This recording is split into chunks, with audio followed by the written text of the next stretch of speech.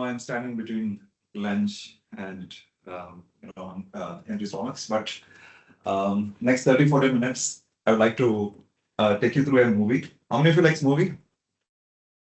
We don't, right? Oh, okay. I don't want to teach you any cybersecurity or AI theories and formulas and algorithms here.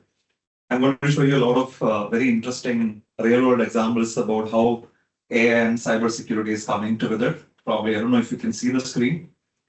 You're not going to look at me, you're going to look at the screen. Okay.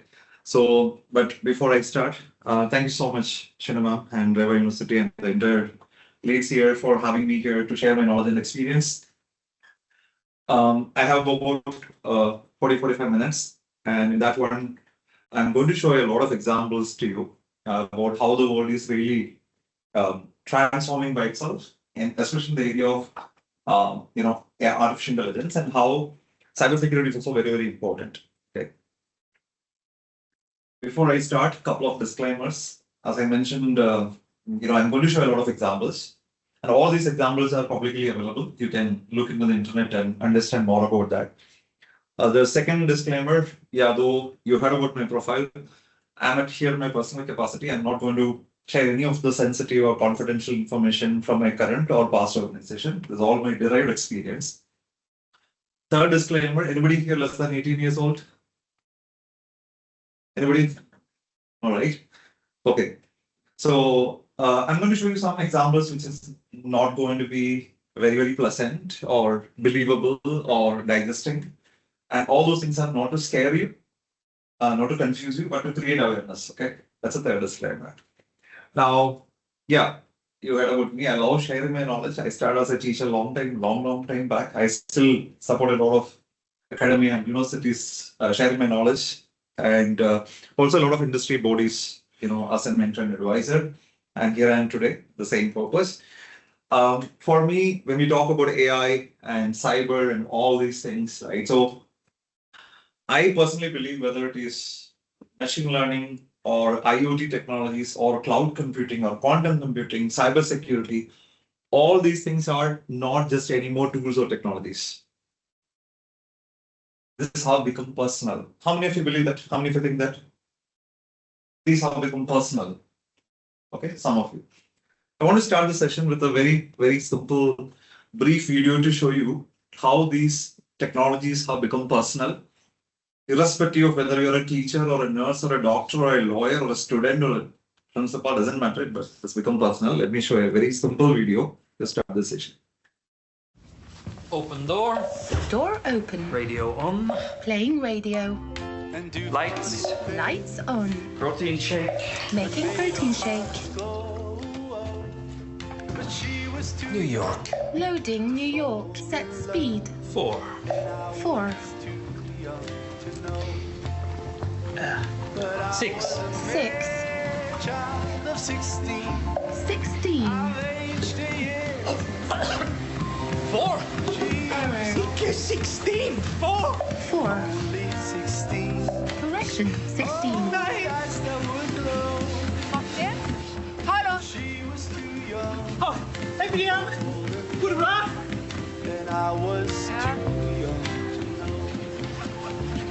Stopp. Up. Nej. Down. Lights down.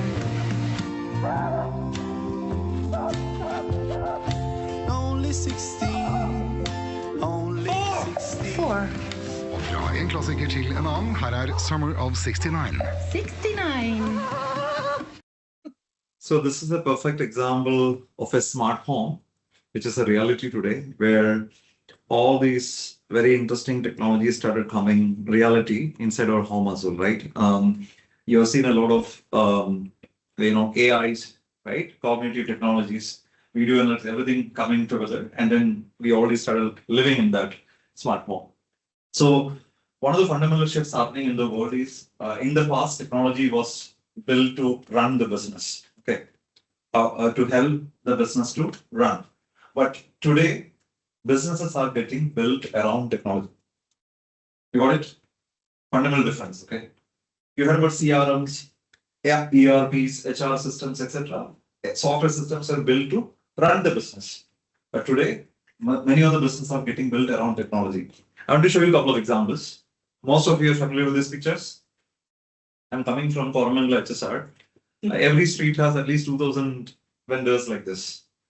Even a Pani Puri seller today is receiving his order through e-commerce platforms, delivered by digital supply chain companies, and payment is happening through fintech platforms. 5 rupees Pani Puri, 10 rupees chaya, correct? Even a Pani Puri seller is building his business on technology, right? And you will see that this kind of businesses are going to be really transformed with intelligent systems. Okay, smart systems which is powered by AI.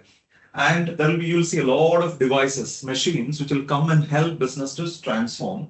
And these devices will be autonomous and powered by AI. And in the future, you will see that these systems will collect or create the maximum amount of data. And these systems will communicate between the systems or devices and machines, and then process the data, analyze the data, and the devices will start taking its own decisions. Autonomous devices. You heard about autonomous devices? We're going to see a lot of them together, right? And these devices are going to be very small, connected, smart, and intelligent. And very interestingly, you will see that these devices will come inside our body. Smart chips, micro devices, and smart chips. You heard about that? So chips will be getting embedded inside our body, and we are going to eat technology very soon. Can you believe that? We're going to eat, not only just embed the technology inside our body, we're going to eat technology. Food and Drug Administration of the US government has already uploaded digital pill. You heard about digital pill? Today, when we are having a health issue, we go to the hospital and doctor will tell you, okay, for this, you need to take these many tablets and then or medicines and come back and see me after 10 days, correct? Correct. Till that time, the doctor doesn't have any idea how the medicine is working on our body, correct? Whether it is effective or is there any counter issues coming, etc., no. So the digital pill is going to have a chip inside it, which is going to track your health in real time, how the medicine is reacting in your body. Interesting, right? So that means what? We are going to eat technology. Technology is becoming personal, correct? Correct? Okay. So in this context, you'll see that this technology is not just AI, okay? To make this technology really work, you will see that a lot of technologies will come together. I personally call it full stack technology architecture, which is nothing but a combination of AI, blockchain, extended reality, IoT, cloud, metaverse, and cyber physical systems, edge computing, and quantum computing. All things will come together to create this mesh, right? Which we call as future systems. And this is the future. And this is already happening as we speak. You heard about this autonomous cars, right? How it is running? Is it running only on AI? No. IoT, sensor fusion, video analytics, cloud computing, everything coming together in this car. This smart cars today is being manufactured in smart factories. Can you see anybody here in this factory? Completely autonomous manufacturing. Nobody is there in the factory, right? Governments are building smart roads. So that means AI is coming to the road. All these technologies that I'm talking about is coming to the road where the smart cars will be running on. So the car will be talking to the road, or the road will be talking to the car, and the car will be talking to the factory, and vice versa in real time. Right? It is happening as we speak. And these technologies are not only going to be in the cars and the roads and the factories, it is in the drug discovery, health diagnosis, customer service, and even in immigration counters. This is happening, right? These kind of technologies are being adopted today. This is actually an image of a Google solution. So what it can do is nothing but with the image of a retina, forget about the person and any details about a person. If you can just give the image of a retina of a person to this particular system without having any details, it can tell you whether you're a male or a female, what age bracket you are in, whether you're a smoker or a drinker, in how many days or weeks or years you will be having a heart attack. It can predict. To that extent, technology is evolving today, right? And it is not only just the cars and the humans, it is even animals are coming to this ecosystem, right? Even smart chips are getting embedded into animals to understand their health and productivity and many other things. Many of the things what we are seeing in some of these old movies, sci-fi movies, is getting a reality today, whether we like it or not, right? Now, couple of photographs, one male and female. One of them is created by AI. Which one it is, male or female? Male? How many of you think it is male? Okay. The left side is male, the right side is Yeah, this is obviously, this is male. It's female, right? How many of you think which one is created by AI? Female. How many of you think that's female? Oh, so very interestingly, both the pictures are created by AI. We couldn't even recognize which one is real and fake, right? So you can see that technology can even help us to have precision imaging, right? And not only imaging, even videos. So you can see this image is, see, it's changing, right? Where can we use this? How do we use this? Where do we use this technology? face recognition. Facial recognition is one of the use cases, but to create this kind of images, right? Which are the applications of this kind of capability? Photoshop is already there. Today it is AI. Okay, I'll give you some personalized examples, right? Imagine somebody is meeting with an acid attack. They can redesign their face as they want with the technology. Maybe meeting with an accident, right? So you can use this technology to design your own new face. Today, plastic surgery is in place where you can redesign your face, right?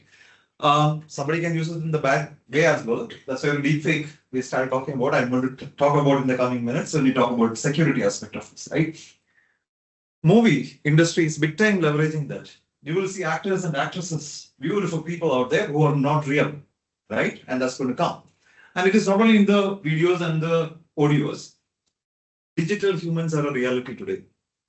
That means using AI, you can create humans, digital humans, okay? We can call it as humanoids. You heard about humanoids? Humanoids? You can print 10 Philip Varughese here and make you interact. That is not very far away. And it has already happened in Saudi Arabia some time back. I am coming to that. Today, with the technology like thermoplastic elastomer, 3D printing, and brain mapping behavioral analytics, you can print as many people as yourself, in real time, right? So, you heard about Sophia? Have you seen Sophia? 8 years back, Sophia got citizenship as a citizen in Saudi Arabia, 8 years back. And Sophia can interact, react, respond, and comprehend like a human being, correct? So, and the Sophia can come to our house like a family doctor, right? And as a news anchor, in China, Xinhua News Agency, has appointed an AI anchor who doesn't have any problem with the leave, health problems, salary increments, right? Who can read the news 24/7. Is a robot here who is sitting here, right? And the Sophia can take different sizes and shape, not only all the time like a robot. Volvo has launched a car which is replacing its HR manager. I don't have the time to play this video. Probably next time. It is available on the YouTube. You can see this is a 1-minute video where the candidate is sitting here, can get inside the car. The car will do the interview. Very interesting video. The car is literally doing the interview, right? And the car is even offering to play piano music to him, right? When the digital HR manager understood that, okay, this candidate is a bit tense, and the car is offering to play some piano music to make him comfortable, right? So it is not only even the HR manager. In China, again, there's a company called NetDragon has appointed a humanoid as a CEO, a $10 billion company. Even CEOs are replaced by humanoids, which is intelligent, smart, and connected, right? So, in my personal opinion, in the future, you will see that humans will be merged with machines and the machines will be merged with humans, right? And you can even start thinking, can I upload my brain into one of these machines after my death so that I can be alive model? Do you think that? How many of you think that's a possibility? Some of you, right? Let's see. I personally believe that in the future, yes, that's a possibility with human clones becomes a normalcy. Okay. So, you heard about Elon Musk? Neuralink. Have you heard about Neuralink? Other than fancy, beautiful cars? Neuralink has implemented a chip in a human brain which can process your thought process. Now I can understand what exactly going through your mind. Now I cannot, but after implementing the Neuralink chip, okay? what it does, it can capture your thought signals and translate that into real data points and then pass it to a different machine. That means what? Mind reading is a reality, right? And same way, I think Shinumam is going to scold me for this. In the future, you don't know how to study. 15, 20 years of academic knowledge, you can download like a pen drive into the system. Good thing, right? Yeah, I don't know if that is going to be a reality, but at least possibilities, right? Endless possibilities. Knowledge is in your brain, and your chip is processing for you than your brain. Right? Those are the kind of experiments happening.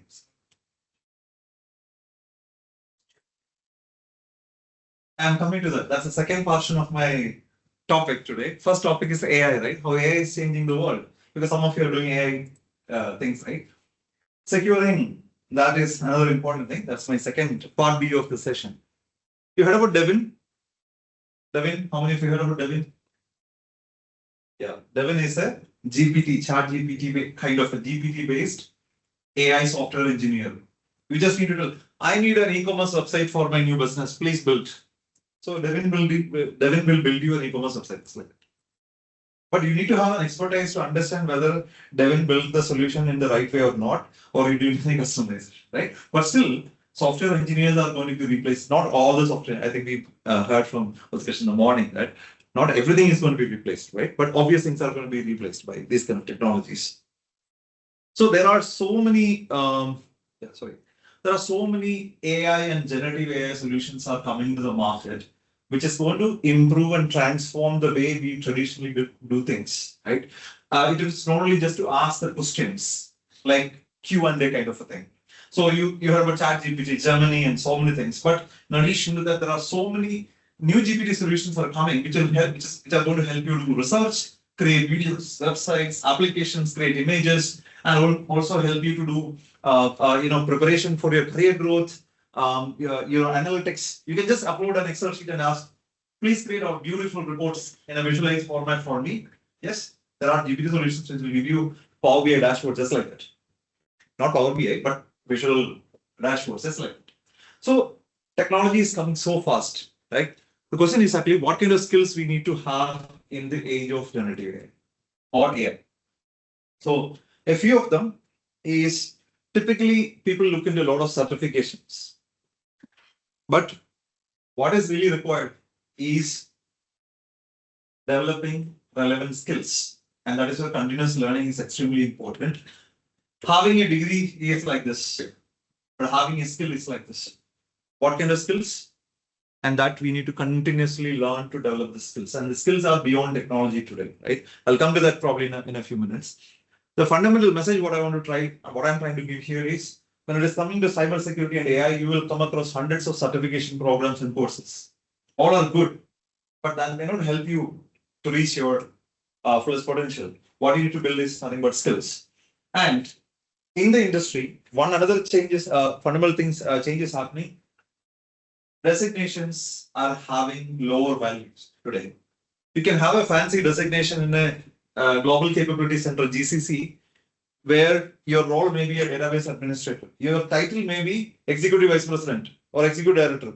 What you may be doing is database administration. Where in a large manufacturing organization, your designation may be Associate Manager. You will be handling 500 crore rupees worth of P&L. Right? You see the difference.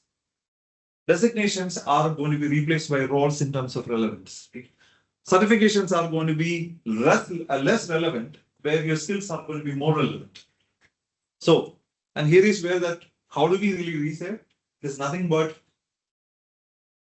learn, unlearn, and relearn. Right?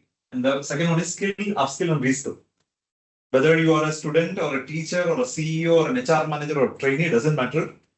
This is a lifelong journey. I think that's exactly what Shinuma was telling in the morning. Right? Learning. That's the fundamental thing. So continuous learning, continuous skilling. Do not forget this. Even I spend today, in spite of, I work for about 14 to 15 hours every day, literally every day, right? But still, at least 45 minutes I spent on learning something new every day, even before I sleep. Every day I spend, right? And that is applicable to everyone. Now, We are living in a world that you are seeing that AI is coming into every aspect of our life, correct? Health, entertainment, travel, manufacturing, banking, government, everywhere there is a bit of AI is coming. Now, here is where, interest of time, I'm quickly getting into the main topic of cybersecurity.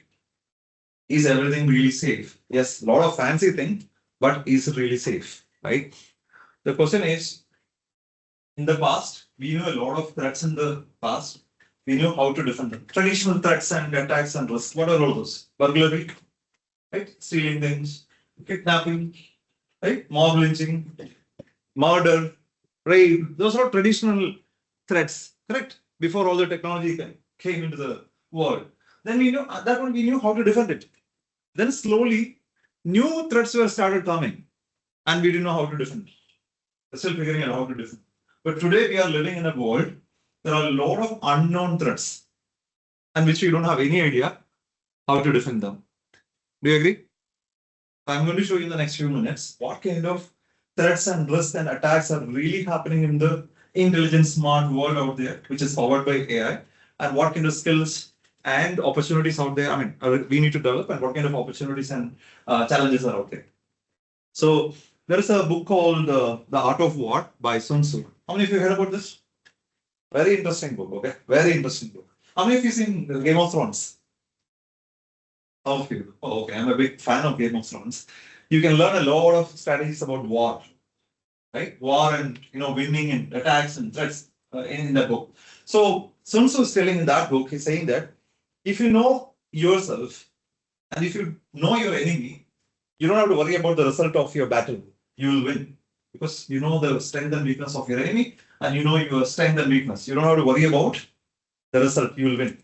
But if you know only yourself, and if you don't know your enemy, 50% you're going to lose straight. And if you don't know yourself, and if you know your enemy, still you are going to lose the 50%. Now the question is exactly, we are living in the unknown threat world with unknown defense knowledge. The question is, do we know the real invisible enemy behind the patterns? Do we know the enemy? Right? The AI has literally brought in a lot of advantages. It is a double-edged sword. It has just increased the attack surface. How many of you heard about attack surface? Okay, interesting. So I'll talk about that. In simplest example, this door is an opening to the external world, correct? There is a window that is also slightly a door, an opening to the external world. Like that, how many places somebody can come inside, right? Through that, breaking that kind of a system. So, in this kind of AI-powered world, today what we are doing with our knowledge or without our knowledge, we start outsourcing all of our abilities, capabilities, memories to the smart devices which I was talking about in the beginning. Alexa, turn on the fan. We are so lazy to get up from our chair and go and turn on that switch. Instead of what we say, Alexa, please turn on the fan. What we have done, we just outsourced one of our ability, which we are mobile, right? Humans are mobile, right? Our mobility capability, we are outsourcing to what? Alexa. Today, we don't even need to talk to Alexa. Autonomous devices, what it will do, exactly, your smartwatch is tracking your temperature. And if Philip is having some fever, it is automatically telling if the AC, Philip is having some temperature, adjust temperature accordingly. Right? Intelligent, autonomous, and smart devices. So when we are outsourcing our abilities and capabilities and memories to these devices not only bringing us convenience and promises, but also a lot of perils, means issues, right? We are actually compromising a lot of our privacy at a big price, security at a big price, when we are leveraging these kind of intelligent systems without having so much of care. We have seen a biological pandemic. What was a biological pandemic? COVID, right? But in future, you will see cyber pandemics, and that's already happening. I'll talk about what is cyber pandemic. The traditional threats, risks, and attacks were done by bullets and bombs, right? Knives and things like that. But in today's world, those are replaced by bits and bytes, which is nothing but softwares. Softwares. We call, when it is being used in the wrong sense, we call as malware. Software, malware, right? Malicious software, it's malware. So people will do the kind of attacks and threats not only within the country. You'll see that you're seeing the countryside wars. the Russia attacking Ukraine, and you can see the Israel conflict with the Palestine and many other places. These kind of countryside wars will become virtual invasions. You know what is virtual invasion? Without getting inside the country. Yeah, so without getting inside your house, they can steal everything. So that means virtual invasion. They are not physically coming, right? So, and in that war, in that virtual invasion, the criminals can use our own gadgets as their weapons to do launch their attacks. And that can be lethal weapons. Our smartwatch, our smart TV, our CCTV camera, our software which is running inside, our printer. I'm going to show real world examples of all these things, right? So we need to be careful about when we talk about all the smart devices, and while we are leveraging all the good things about all the smart devices, there is an invisible enemy behind the curtain. Okay, so when they are using this our own smart devices, our own devices are their lethal weapons. They will be using these devices not only against us. They can use our own devices as a weapon to launch attack against their targets, which can be a power station, a nuclear power station, or a pacemaker sitting in somebody's heart. We don't even have any idea how the criminals will be using our devices, right? And we are living in a world today which is called zero-day vulnerabilities. Have you heard about zero-day vulnerabilities? Vulnerabilities which is not known to the public, right? And we are living in a world which is having a zero-click attacks. Have you heard about zero-click attacks? One. Okay. You heard about a lot of scams happening. Okay, I clicked on a link, my money has gone. Okay, my pictures were all morphed into something else. You heard a lot of these things. For that, you need to click on something. But today, we are living in a world where there is no click is required. How many of you heard about Pegasus? Pegasus is a spyware. It will come into your systems and take everything what they want.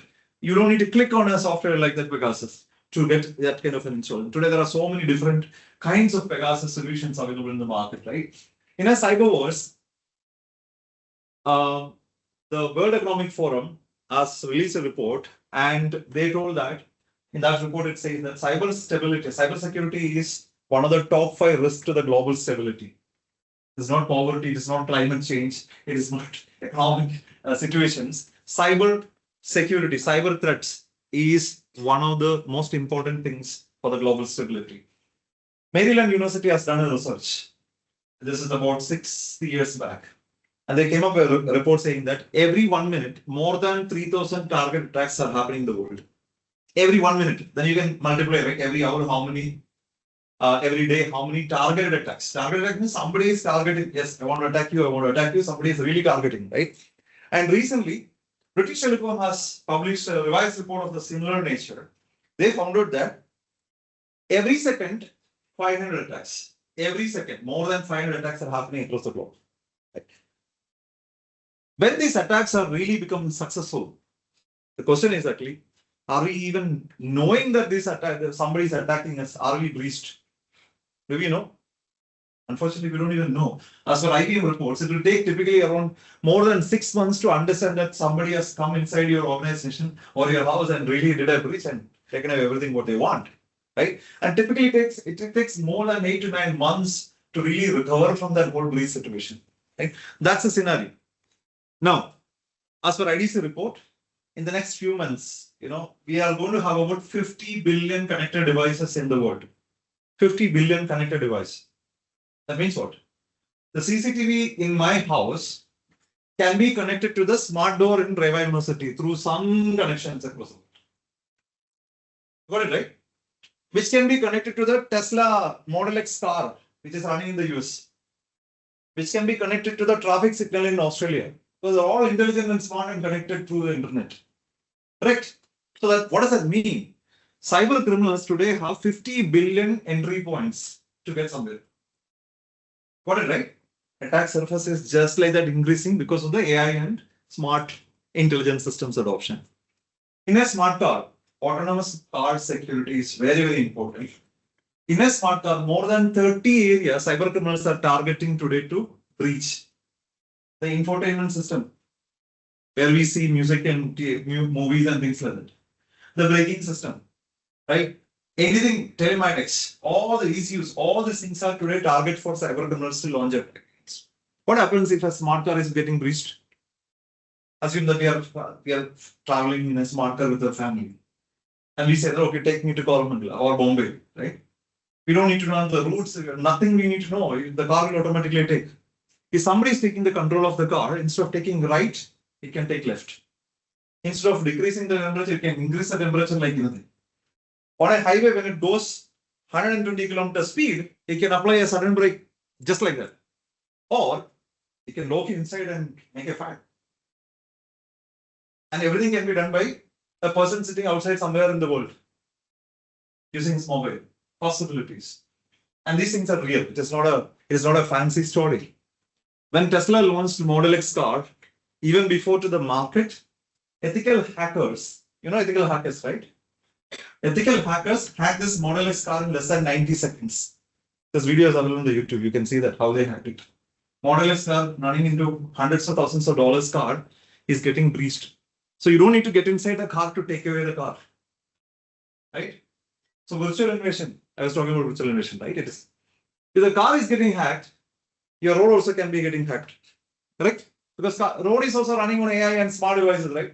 And what you are seeing here is nothing but an image. This is really happened in I think in Russia, that somebody hacked the traffic system and the car systems, and they brought in all the cars to one particular point in the city, created a huge traffic jam. Possible, right? When the Flipkart big villain day, if somebody is launching a DDoS attack, you heard about, right? What will happen? The website will go down, right? Same way, in the city where you bring in all the cars to one junction, what will happen? The entire city will be standstill, correct? With the Bluetooth of the car and the petrol pump, somebody recently stolen 3 lakh rupees of petrol from a gas station. You see how many different ways of stealing things. Forget about the money and the data. Even petrol is getting stolen from a gas station using the Bluetooth attack. Somebody parked the car there because in US and all, there is no person to help you to put the petrol. We need to go ourselves. And they just stolen petrol using the Bluetooth attack from a petrol station. I'm not going to play that video because we don't have time. In Ukraine, in 2017, what happened? When the temperature was minus 34 degrees, cyber criminals shut down the electricity grid. What will happen when the temperature is minus 34 degrees if there is no temperature? We are having ACs here, right? They are having heaters. So temperature is minus 34 degrees. Without heat, you cannot survive. You'll be frozen to death. So people start dying, right? Because there is no temperature. Telecommunication towers completely got shut down. You cannot communicate with each other.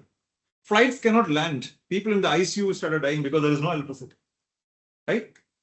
You can imagine the situation, right? When electricity grid is getting shut down. This kind of attacks, you heard about critical infrastructure, correct? Even critical infrastructure is getting into this connected, intelligent, and smart. That is one of the prime target for cyber criminals, which are sponsored by other countries. Nation state sponsored attacks. Heard about that? Governments are sponsoring these attacks. Russia is sponsoring cyber criminal groups to launch attack against Ukraine. And that's what happened here. Same way North Korea, same way Iran. They are funding cyber criminal groups to launch attack against their rivals. And they will be targeting the critical infrastructure, which is nothing but your telecom, nothing but your dams, your electricity grids, and so on. In Florida, one of the public distribution water distribution system was targeted by cyber criminals, and what they were trying to do is injecting poison into that particular water distribution system. What does that mean? 10.5 million people will be drinking poison because of a cyber attack. Cyber threats posing life. Technology is becoming personal. Correct? Cybersecurity is important, right? If FBI was not able to detect that in real time, what will happen? 10.5 million people will be drinking poison because of a cyber attack. Today, people are trying to get access to anything which is connected for their advantage. Drones is a good example. I know people today nowadays, gift their kids drones, smart drones as a birthday gift and things like that.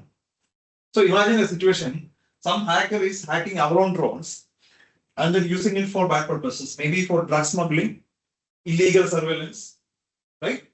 Or even putting a bomb in your hotel. And that's already happened. You can see that in the US, somebody was trying to put bombs into the schools and even trying to attack Pentagon and Capitol using a smart drone, right? And it can be hijacked drone. It is not only drones. It can be flights and it can be helicopters. About 8 to 9 months back, from the Iranian airspace, 20 flights were missing. 20 flights were missing. You heard about 9/11 attack, right? 9/11. 4 terrorists got into a flight and then got and hit the 2 World Trade Center towers, right? People had to get into the flight to really hijack the flight and go and make the damage. Today, you don't have to get inside the flight. What people did is nothing but they hacked the satellites. Through the satellite, through the GPS, they spoofed the GPS, and then they diverted the flights. To hijack 20 flights, you don't have to get inside. You can actually run the whole hijacking session like a video game in your mobile game, right? That's the situation where cyber attacks can happen by, anywhere, by anyone today if they have access to the technology. And they will use even the flights as SWAT reports, suicide drones, and many other things.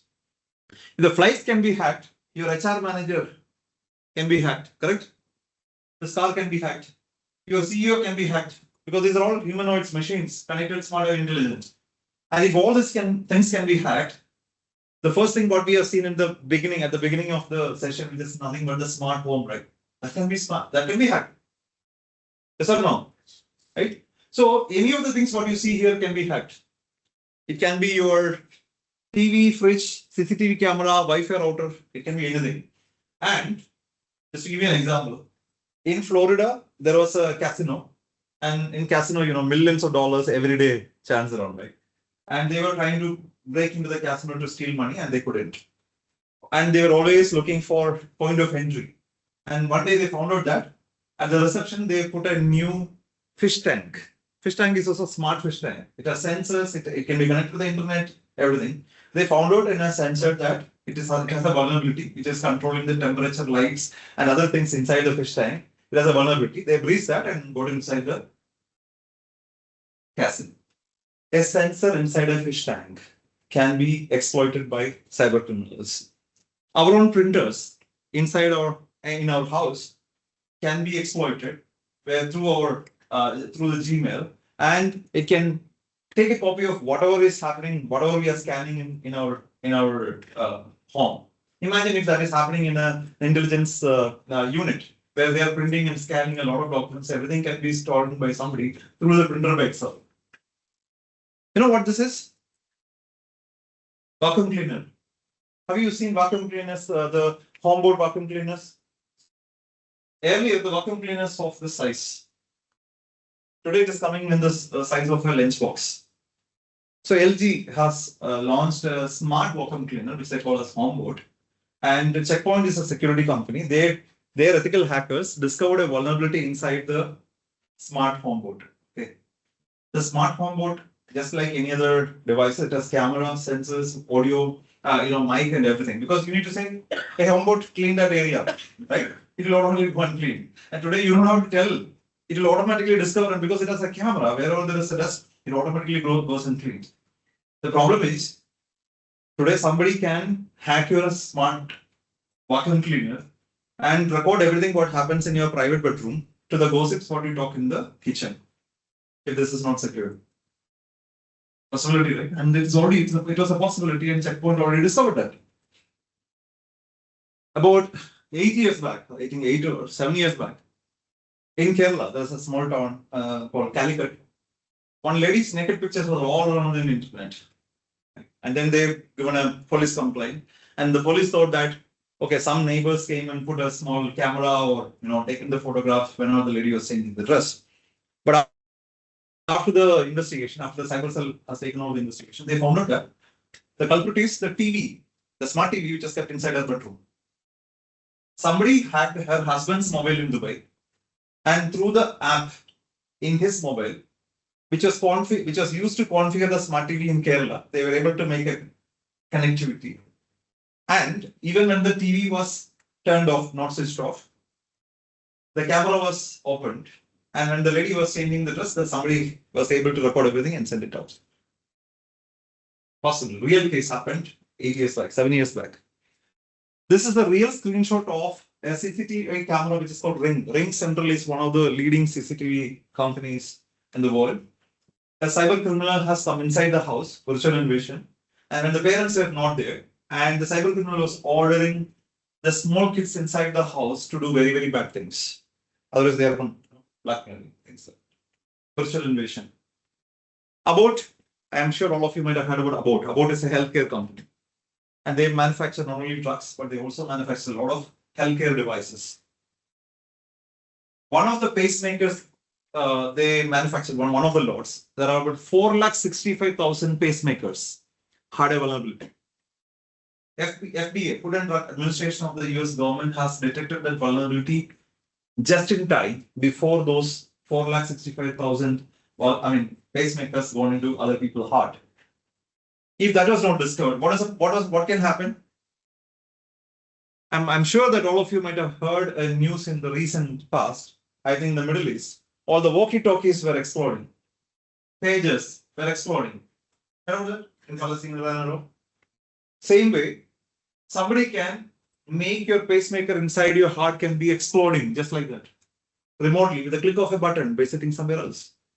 To kill 465,000 people, you don't need to put a nuclear bomb. You just need to press the enter button in your software, in your mobile, right?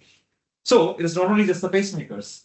And I was talking about the humans machines convergence, AI and cybersecurity convergence, like that, human machines convergence. You can see how many devices are going to be coming inside our body in the future. Cochlear implants to insulin pumps to, the Neuralink chips to, pacemakers and many other things. And anything can be targeted because all these devices are smaller, connected, smart, and intelligent. This happened in India a few months back, when somebody was using a sex toy and that sex toy was breached. Ransomware attack. And the guy has taken it into the police and the police doesn't know whether they have to cry or laugh. So the message here is that whether it is a sensor inside a fish tank, whether it's a nuclear power station or a sex toy, if it is connected, smart, and intelligent, it is a target for somebody else to reach it. I don't know how many of you heard about the Bhima Koregaon violence case. Rona Wilson was a journalist and he was arrested in connection with all this violence.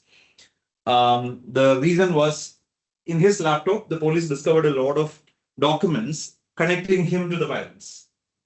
But when the researchers did the analysis, they found out that somebody hacked his laptop and placed all the documents against him in his own laptop, connecting to this violence. Got it? Got it? He was framed. Somebody hacked his laptop, placed the evidences against him in his own laptop, and he got arrested. And they can come in any fashion. They may come in front of you as a real person. That's where deepfake we are talking about, right? So I am not having the time to play this video. You can see that Barack Obama deepfake video. This is again a 1-minute video. In the first 23 seconds, that's why I paused here. First 23 seconds, you will not believe that this is a fake Obama. Such a precision, like the morning, in the previous slide we have seen, right? So much of precision, but Obama is talking about all the nonsenses. But Obama will not talk like that. But it is a deepfake video. And today, people are using it to create a lot of pornographic material and also do a lot of financial scams in France. I think France or Poland. A director of a company made a call to the CFO to ask him to transfer $35 million. And the CFO happily transferred. And then when the CFO called the director, sir, I have made the transfer, can you please confirm? The director is asking which money, which transfer? No, you only just call me and then ask me to transfer $35 million. Yes, go on. In 3 seconds. Again, deep fake, right? Voice warning. And real calls. Now, I get a lot of calls because I support a lot of law enforcement agency. And some people know that whenever they get into troubles, they call me and they say that, okay, our videos are created, new videos are created and they're blackmailing against us. They're uploading it into one of the pornographic websites and here and there. In case if somebody is being a victim of any such things and There are organizations which can help you beyond the law enforcement. There is an organization called Stop NCII. In case if somebody is creating a deepfake video of yourself or any of your friends and family and relatives and posting somewhere, you can write to this company. They'll be able to help you remove the content. Okay, that's awareness. Now, we're talking about AI and generative AI. And there is, in cybersecurity, this can be connected to the AI in a different context, which is called dark AI. How many of you heard about dark AI? Dark AI, okay. There's something which you need to know. So, we know that we use a lot of GPT solutions in the AI space. Same way, in cybersecurity, cyber criminals have created a lot of GPT solutions for launching cyber attacks. They are one step ahead of the real AI regime, right? These are all generative AI tools used by the cyber criminals to launch cyber attacks. Today, how many of us are using GPT solutions beyond OpenAI or ChatGPT? You see cyber criminals, how many GPT solutions they already developed and using to launch attacks. Because the motivations of cyber criminals are changing like never before. Earlier, people used to launch attacks to steal data and make money out of this. Then slowly, they started attacks to really disrupt the operations and the companies and the countries. And today, the motives are becoming destruction, real destruction, right? That's what we are talking about. And cyber criminals will be using all these advanced technologies more than us to ensure that, and they will be using AI much more extensively to ensure that their attacks are more intelligent, to decide whom to attack, when to attack, how to attack, what to attack, and what are the ways to attack companies. They'll use AI. Are we using AI in our decision making to that extent? No, right? But cyber criminals are using. And they'll be using this kind of AI solutions to do vulnerability discovery. They'll be creating a lot of adaptive malwares and malicious botnets. Adaptive malwares, you heard about antivirus. All of us will be having an antivirus. Antivirus detect the malware using signatures, right? But today, the adaptive malwares, which can change its coding and the signatures automatically every time, which a traditional antivirus cannot detect the criminals or the malwares. Deepfakes, perfect example how cyber criminals are using. Machine learning and ML, data poisoning in the AI space is another big cyber crime happening in the world. Purpose, they are not just attacking your company, but they are just coming inside and changing your models and the weightage of the models, what is being built. When it is coming to cybersecurity, and I am into cybersecurity only in the last few years. Last 21 years, I'm into analytics AI, 13 years into national security. In the last 8 years, I'm into cybersecurity. And my experience when I engage a lot of people, the cybersecurity definition for most of the people is nothing but ethical hacking. Beyond ethical hacking, they don't have any idea about what is cybersecurity. Many of the people, okay, I'm not talking about you. But in cybersecurity, there are 40 major domains. Ethical hacking is just one of them, right? So these are the various major aspects in a cybersecurity domain. You need to have security operations centers to monitor your organization, your network, your systems to ensure that whether somebody is really attacking you or not. Security operations, SOC operations.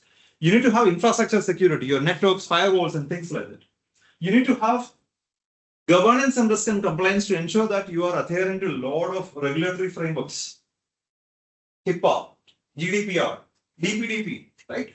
And you need to ensure that your company's people who is accessing your system should be having a lot of controls in their access, usernames and passwords and multi-factor authentications, correct? You know, to have continuous assessment of your own infrastructure, cloud and applications to ensure that it is not having any vulnerability management.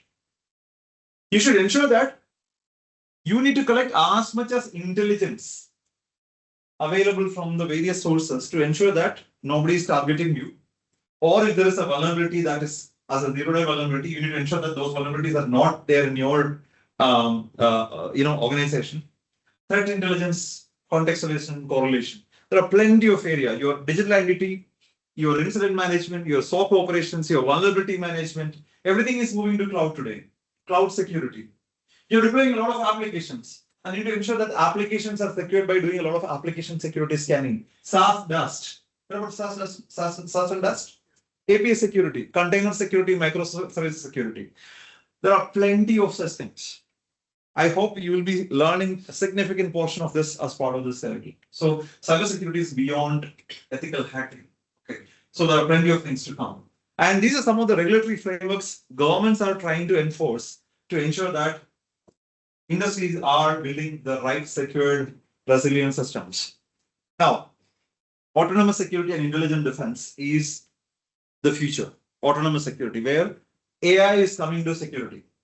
Cyber for AI and AI for cyber. So AI is going to be extensively leveraged in the cybersecurity ecosystem to make proper defenses. So I put the future of cybersecurity into three categories. One, intelligence-led security operations. You need to have threat intelligence to ensure that who is going to attack you, what they are targeting, and you need to ensure that those measures are taken care. The second thing in the industry, what is happening? Integrated security operations. So traditionally what happens, vulnerability is managed by somebody, digital identity is managed by somebody, application security is managed by somebody. There is no connections, there is no contextualization, there is no correlation. It's all siloed. But today, to detect and prevent incidents, you need to have integrated security control. Integrated security operations. The third one, when cyber criminals are using AI to the best of their best extent possible, we also should leverage this kind of capability. Build AI systems, build autonomous solutions, build automations within your security solutions. There are plenty of area, as I mentioned, some of these things like user behavior analytics, and risk profiling, self-healing applications, automatic self-healing applications. All those things are use cases for you to really build for the future to enable the resilience. Plenty of use cases for how to use AI in cybersecurity. So false positive reduction in the security operation.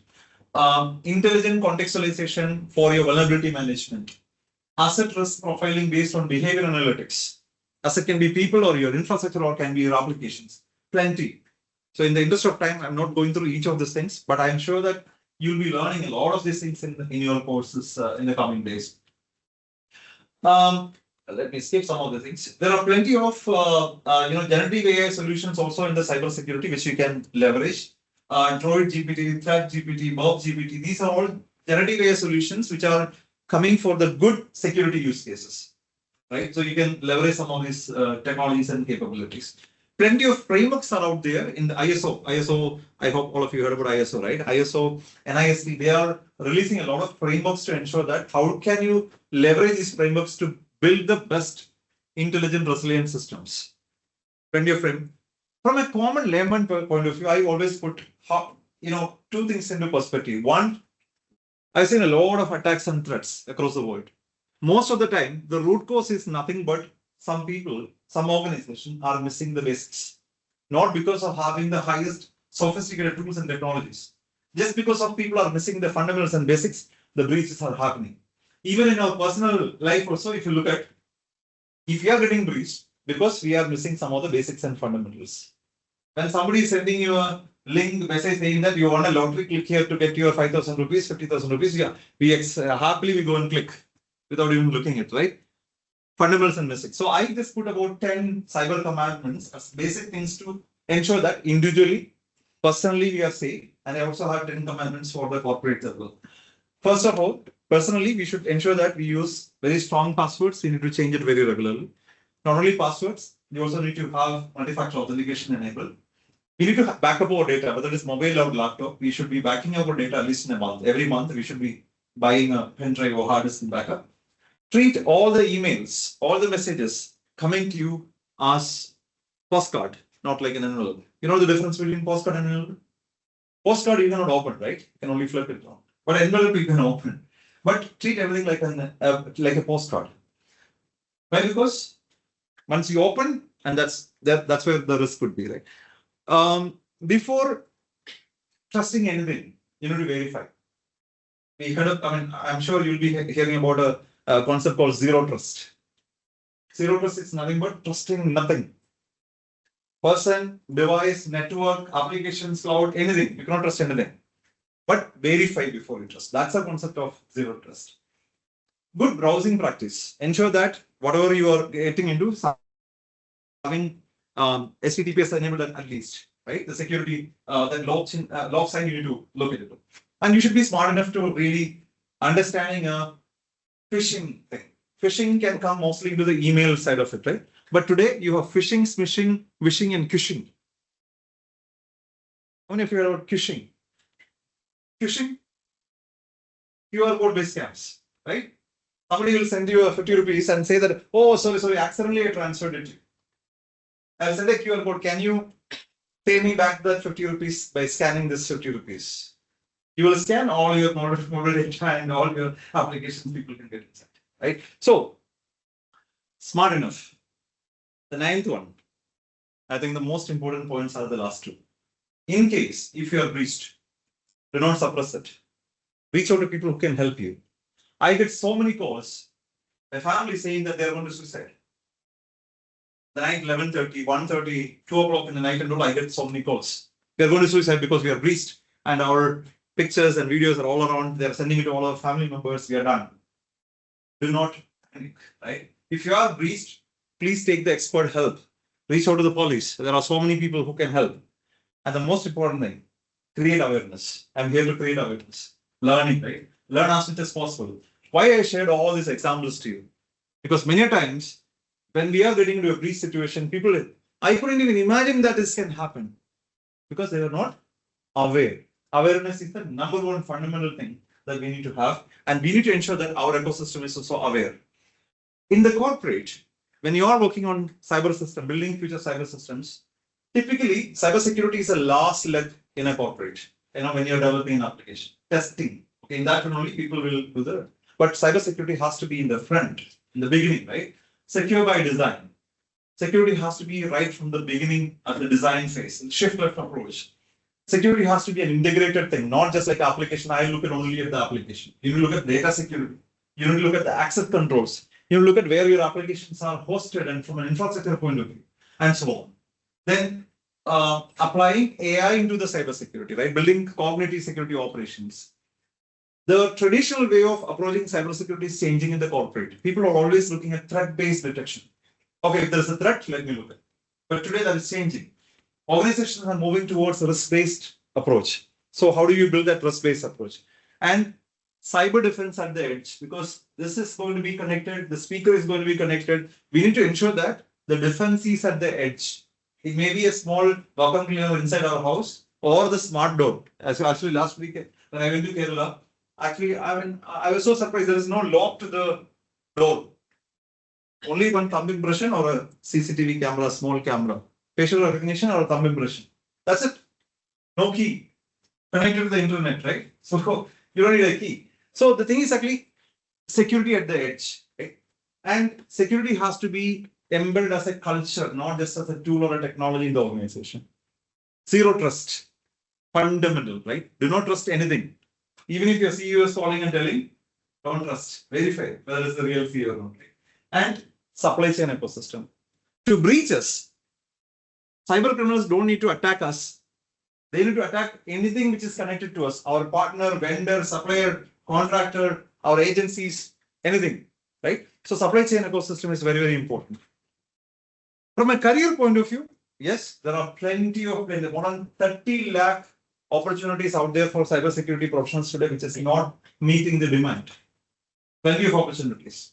When you're starting your career, this is a kind of a sample roadmap which you can get into so many different areas, right? The forensics, cyber forensics, and ethical hacking is just one of the things in the whole ring. When you talk about certification, again, you'll be really getting lost into the list of certifications out there in the market. The question is actually which one to choose.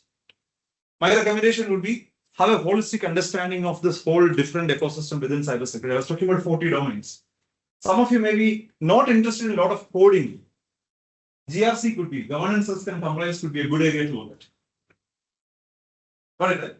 If you are having a lot of passionate interest in the analytics domain, security analytics is another area to look into. Building also risk profiling, user behavior analytics, and so on. So there are plenty of areas. But do not get into a certification outside your major programs without understanding your passion, your area of interest, and your expertise, and what is the future that can hold you, right? So, in a summary, the bad guys have to get it one time right, but we as a security leaders or resilient leaders, we need to ensure we have to make it right all the time. We need to have a fine balance between, convenience and the privacy and the security. Just because we can connect anything and everything to internet, we should not be connecting to the internet because that's an entry point for a cyber criminal, right? In a software-defined world, if somebody can control the software, they can control everything. The future crimes would be either a cyber crime or a cyber-led crime. I'm going to play one small video in the last to show you how dangerous it can be in the age of AI.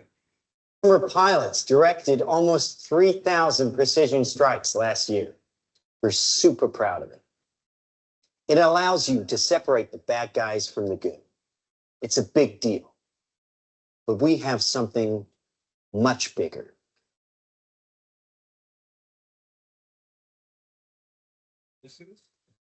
It's a small Your drone. kids probably have one of these, right?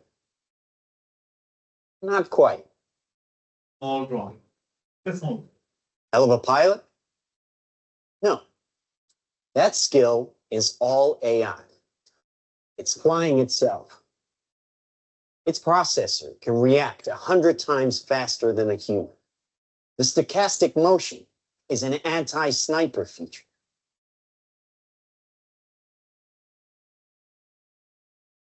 Just like any mobile device these days, it has cameras and sensors, and just like your phones and social media apps, it does facial recognition.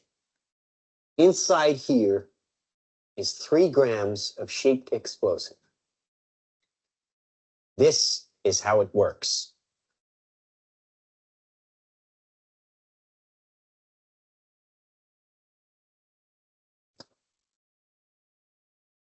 Did you see that? That little bang is enough to penetrate the skull and destroy the contents. They used to say guns don't kill people. People do. Well, people don't. They get emotional, disobey orders, aim high. Let's watch the weapons make the decisions.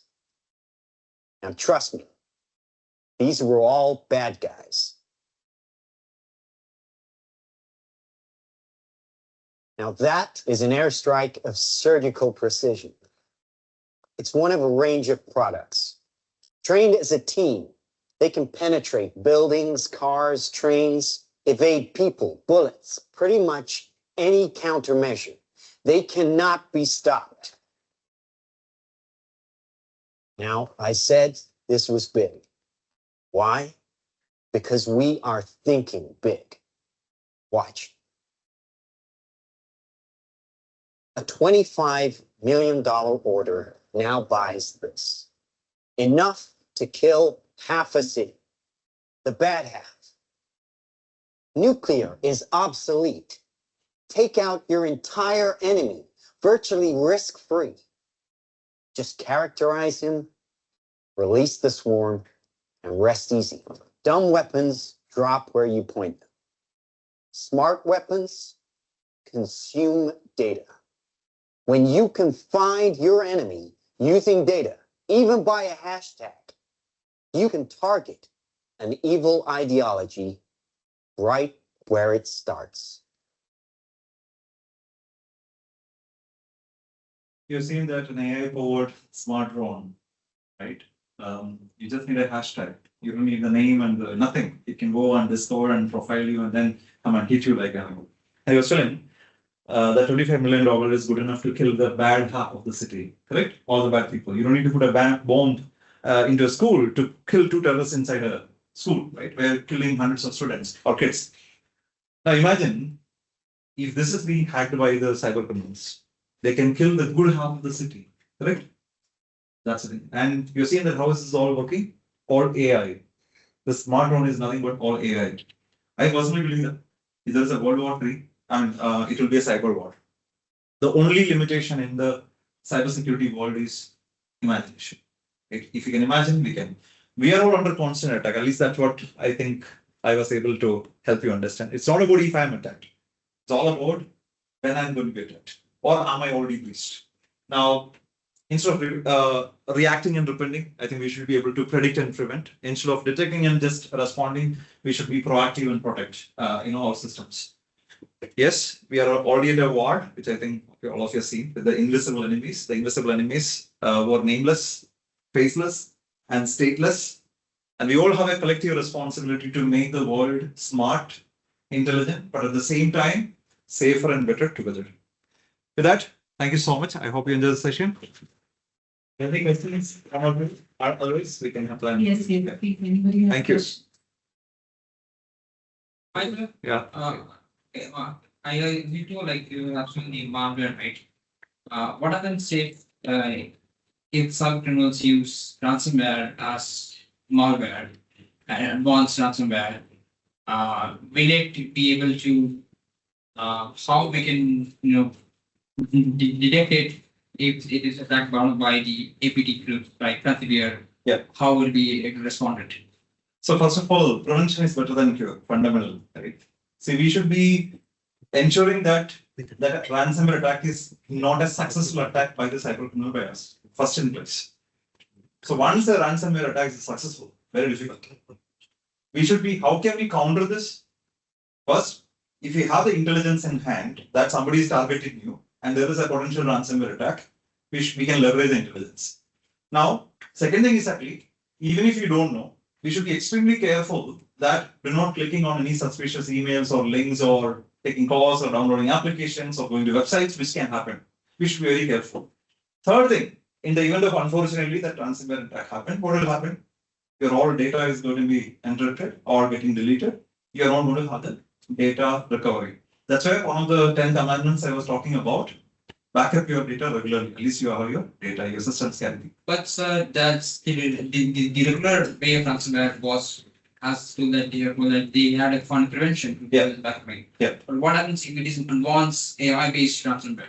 Now this question is We need to have advanced AI-based detection capabilities. That's why I was talking about cognitive AI, right? Behavioral-based, risk-based detection, not just threat-based detection. When you're having risk-based detection is where your behavior analytics comes into picture. Right? And that is where contextualization, correlation has to happen in real time. And your AI systems has to be there to find out AI-based attacks. See, when I talked about 500 attacks are happening every second, if somebody is sitting and manually doing these 500 attacks, actually no. They have built AI systems to launch the attacks automatically. Autonomous devices we have seen, right? Like there are autonomous devices in the software form, which is actually going and launching attacks against organization, not people doing. So we need to go one step ahead, but unfortunately, we are always 10 steps behind in the real world. so you're saying that if we can go through the cyber kill chain format and Cyber kill chain is just one of the ways to defend it, right? The Yeah. question is actually how do we detect? using AI just to say all the steps, Yeah. you can have a prevention method and at the early stage, then it's far more safe, we can tell. See, there's a, I mean, since I didn't have the time to explain all those 40 blocks, right? There's something called security engineering, content engineering. I don't know whether we are covering as part of the session. Content engineering is nothing but use case engineering, right? So you need to really identify all the use cases, potential use cases that can come into your organization as an attack, where your use case and the rules should be able to detect that. Because detection is the first line of defense, right? And if you are not having the detection capability, then what will happen? Exactly, right? So that is where content engineering and security engineering is extremely important. You need to ensure that all of your entry points are secured. We may be having a 5,000 rupees lock here, and we may be having a probably 2 rupees plastic this one for our window. Cyber criminals are not going to attack the 5,000. They will be coming into that, right? So that's where the attack surface management has to be. EASM is a new thing in the market. External attack surface management is a new domain which is coming up, and that itself is quite huge to understand your attack surface and then ensure that you put the right controls into the system, maybe through access, maybe through vulnerability management, maybe through configurations. If your systems are not properly configured, go on. If your passwords are not very strong, AI systems can automatically, guess your passwords. I think your password, you can use passphrases for better to. Passphrase is what? And we are going to live in a password-less world in the future. There won't be any passwords. Okay, passwords are dying. So anyway. So we said from online Yeah. that Linux systems are they safe? OS based. Okay. Very interesting. Because this is one question, another question, when I go to conference and speaks, obviously a lot of CXOs will be there, and 90% of them will be carrying iPhones. I'm having iPhone. Am I really secure and safe? Whether it is iPhone, whether it is Linux, doesn't matter. If it is connected, it can be breached. In the Iran, there was a nuclear power station under the this side, I mean, under the surface, which is not having any connectivity to the external world. Decades back, that entire nuclear power station was shut down. Stuxnet. I don't know, that's an amazing, beautiful case. That's a one-day whole case we need to discuss. Possibilities. If it is connected, if it is smart, people can get inside and that can be breached. Bin Laden was arrested, where FBI and CIA was tracking every email which was going across the globe, including our mails, possibly. And are they monitoring manually? Actually, no. There are systems like Dishfire, and there are so many systems. I'm not able to name all the things. There are plenty of systems they develop, which is tracking every phone calls, every messages that we send, every credit card transactions, every emails that we send is being monitored to identify where Bin Laden was in the past. So that means what? Our emails, our devices, anything and everything can be accessed and tracked and managed by somebody. It's all about how much best we can really, secure it. So it has better controls, but zero trust. Yes. The first line of defense is always the network, right? So be it a firewall or anything. So second comes to application or application level security. So first is anyway, we have to strengthen our network security. Not necessary actually in today's world. Because the attacks, the different types of attacks which I shown, right? Sometimes some of the attacks are not through network based. Somebody can call you and pose as a director through deepfake. Where is the network coming to picture? Got it, right? In your mobile application, somebody can hack your CCTV in your home, and your official laptop is connected to your Wi-Fi network at home, and they can get inside. And I was talking about the traffic signal can be hacked in Australia. Through that, they can get into the nuclear power station in Iran, and through that, somebody can get inside the vacuum cleaner inside your house. If it is, so where is the network? It's all network, part of a network, right? But question is different. The TTPs, techniques, tactics, and procedures are totally getting changed. So dimensions are totally getting, intentions are changing. Governments are funding, nation state sponsored attacks. Yeah.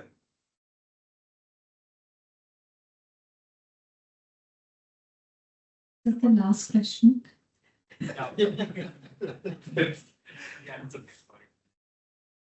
So first of all, thank you for the session. You mentioned about pushing and QR codes, QR codes. So if the attacker is trying to trick the victim by sending a malicious QR code to just send them money back because they claim that they by mistake they sent $50. Won't the victim get a transaction SMS saying that they got it, or the attackers can fake that as well? Doesn't matter. But they can just check their bank. You can check, you can track all the dates. What is your end objective? To recover the money or the damage, right? The damage will be done. Yeah. Unless otherwise, you're able to respond to that in the golden hour. And if they are not able to withdraw the money or doing the damage, your money is already gone. You can actually waste a lot of time in the legal and cases and things like that. Alright. Golden hour is within 30 minutes. If you're able to report, detect and report that, yes, you become a victim of financial victim and crime victim, then there could be a possibility to recover the money. Otherwise, money is gone. 1930 is the number. Yeah. Thank you. Thank you so much, sir. That was such an intriguing session on cybersecurity awareness. This is much needed. Some big claps, please, because we're going to go for lunch after this. I request Dr. Sheely ma'am to please hand over a token of appreciation. Thank you so much for taking time out and being so patient with us throughout the session.